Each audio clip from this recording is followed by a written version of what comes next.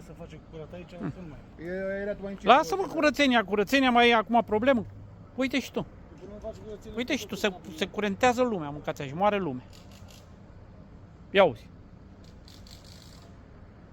Spune și tu, mâncați așa. Ce bătaie de joc, ce bătaie de joc. Stare, da. Ăla, iubitul ăla lui Vlad Oprea, cum îl cheamă, nu poate să vină și ăla să rezolve când a fost să-și facă vile și să-și facă de-astea pe aici, să bage mâna în Caraiman, a venit. Ia să vedem și casa lui Borcea.